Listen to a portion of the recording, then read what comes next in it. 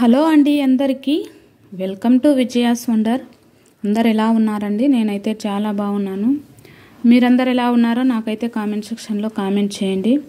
ఇంకా ఈరోజు వీడియోలోకైతే మనం వెళ్ళిపోదామండి. ఈరోజు వీడియో చాలా ఆడవాళ్ళందరికీ, మధ్యతరగతి ఆడవాళ్ళందరికీ చాలా ఉపయోగపడేటటువంటి వీడియో అండి.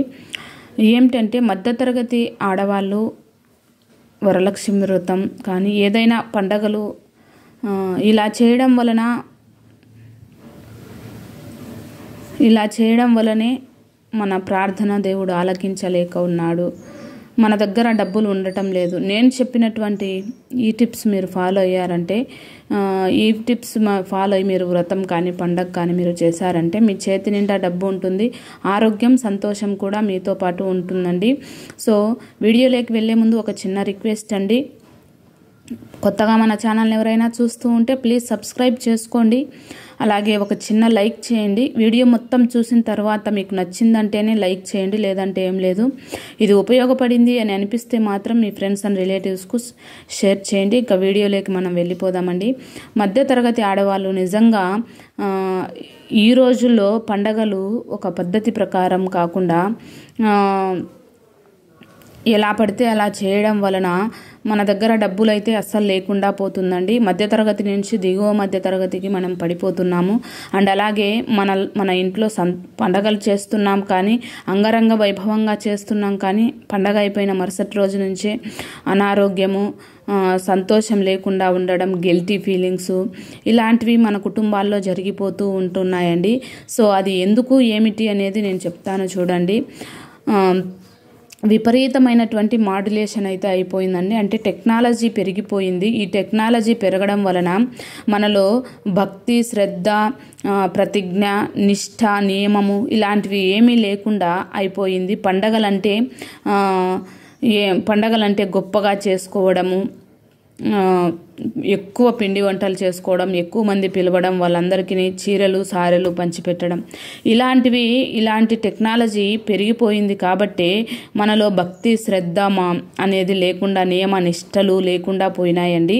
అది ఏ పండగ అయినప్పటికీ, వరలక్ష్మి వ్రతం కావచ్చు, నాగల చవితి కావచ్చు, ఏ పండగ అయినప్పటికీ మనము నియమ నిర్దిష్టలతోనే మనం ప్రార్థనలు చేస్తేనే మన ప్రార్థన దేవుడు అంగీకరిస్తాడు, లేదంటే దాన్ని కొట్టివేస్తాడండి. సో ఇప్పుడు పెరిగిపోయినటువంటి ఈ టెక్నాలజీలో తక్కువ జీతం కానీ ఒకరితో ఒకరు పోల్చుకోవడం ఎక్కువ అయిపోయిందండి. సో నిన్న నేను ఒక వీడియో చూశాను. వరలక్ష్మి వ్రతం దగ్గర పడుతుంది కదా. సో వరలక్ష్మి వ్రతానికి ఒక మంచి చీర 5,000 నుంచి 10,000 చీర. సో అలా ప్రతి శుక్రవారం ఒక చీర కొనాలా అని చెప్పేసి ఇలా ఒకరితో ఒకరు పోల్చుకోవడం. తర్వాత ఒకరింట్లో ఉండే డెకరేషన్ కంటే మన ఇంట్లో ఎక్కువ డెకరేషన్ ఉండడం, ఒకరింట్లో ఉన్న పిండి వంటల కంటే మన ఇంట్లో ఎక్కువ పిండి వంటలు ఉండాలనుకోవడం, ఇవి మాత్రమే అనుకుంటున్నారు. కానీ ఎంత భక్తి శ్రద్ధతో మనం దేవుణ్ణి ప్రార్థిస్తున్నాము అనేది మాత్రం పక్కన పెడుతున్నారండి.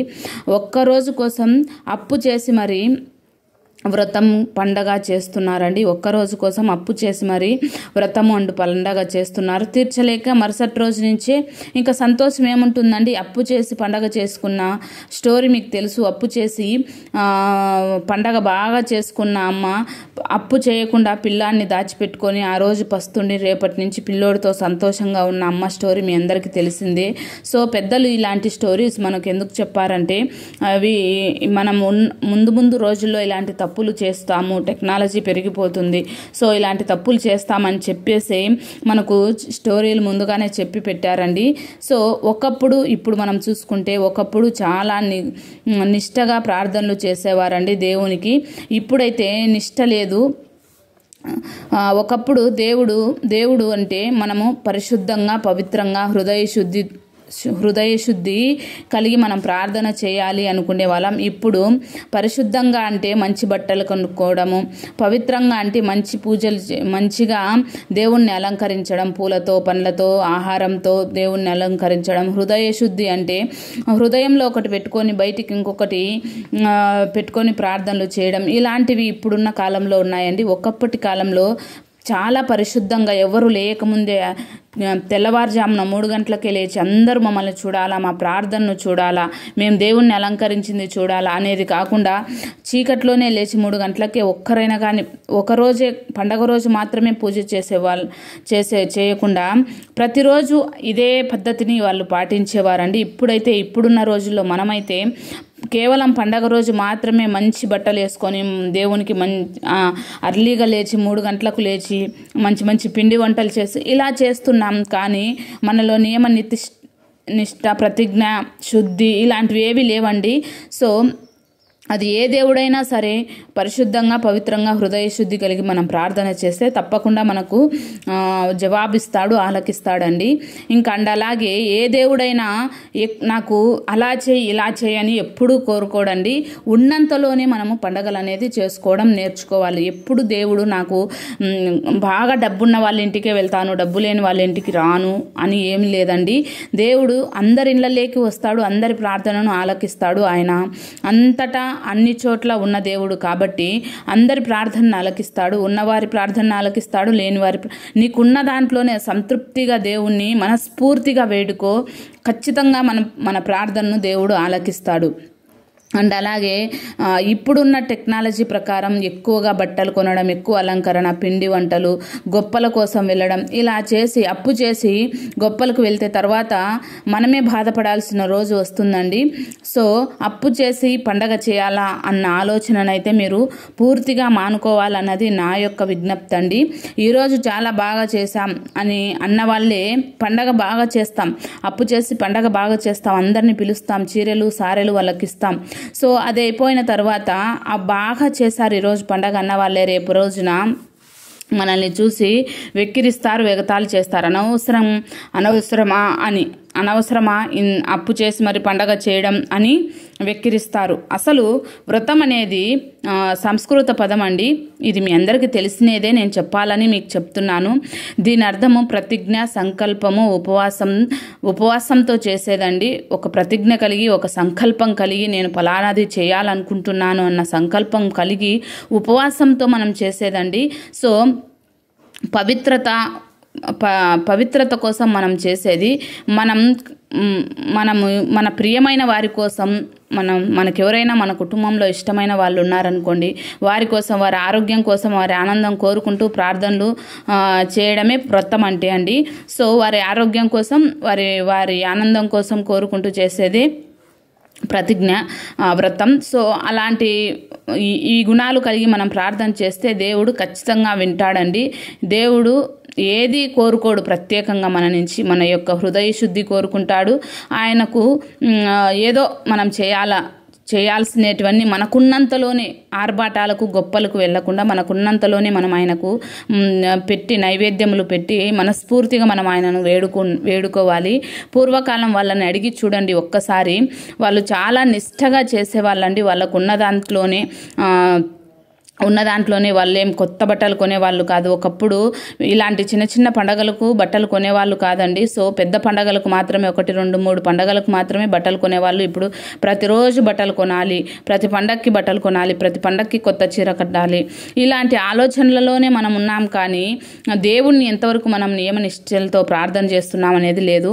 కొంతమంది అయితే గోల్డ్ కొంటారు. ఇది కొంచెం మంచి విషయం, ఎందుకంటే రేపటి గురించినటువంటి ఆలోచన మనలో ఉంది.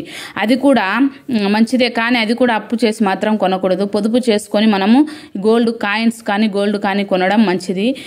ఇంకోటి, మనము వ్రతం అంటే మనకిష్టమైన వారి ఆరోగ్యం కోసం, ఆనందం కోరుకుంటూ చేసేది కదండి.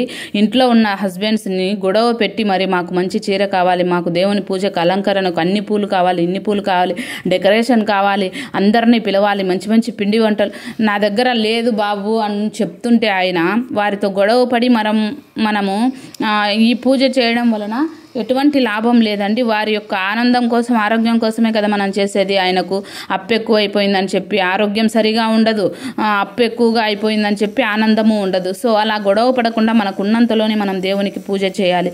చక్కగా కాళ్ళకు పసుపు రాసుకొని, నుదుటిన కుంకుమ పెట్టుకొని, మన ఇంట్లో ఉండే వాటితోనే, పూలతోనూ నైవేద్యములతోనూ మనం మంచిగా ఉతికిన బట్టలు వేసుకుంటే చాలండి. దేవుడు మన ప్రార్థనను తప్పకుండా ఆలకిస్తాడు. ఇలా ఒక్కసారి నేను చెప్పినట్లు చేసి చూడండి, మీరు ఎంత ఆరోగ్యము, ఎంత ఆనందము, ఎంత డబ్బులు సేవ్ చేస్తారో, పొదుపు చేస్తారో ఒక్కసారి ఆలోచన చేయండి. ఉన్నవాళ్ళు ఎప్పుడూ ఇలాంటివి ఆర్భాటాలకు వెళ్ళరండి. మన మధ్యతరగతి వారు మాత్రమే ఆర్భాటాలకు వెళ్ళి అప్పుల పాలవుతారు. అందుకే మనం ఎప్పుడు దిగువ మధ్యతరగతిగానే ఉన్నాము. ఉన్నవాళ్ళు ఎప్పుడూ పై స్థానంలోకే వెళ్తున్నారు. మన మధ్యతరగతి వాళ్ళం మాత్రం పడిపోతున్నాం. సో వ్రతం అనేది నియమ నిష్టలతో, ప్రతిజ్ఞతో, సంకల్పంతో చేయాలి, ఉపవాసంతో చేయాలన్నది ఈరోజు వీడియో అండి. ఈ టిప్స్ మీరు ఫాలో అయ్యి మీరు పూజ చేయండి. తప్పకుండా మీ చేతి నిండా డబ్బులు ఉంటుంది, ఆరోగ్యం ఉంటుంది, ఆనందం ఉంటుంది, సంతోషం ఉంటుంది. మీరు అనుకున్నట్టువి ఖచ్చితంగా నెరవేరుతాయి. ఈరోజు వీడియో ఇదేనండి. వీడియో నచ్చితే లైక్ చేయండి. మరొక మంచి వీడియోతో మళ్ళీ కలుద్దాం. Bye friends.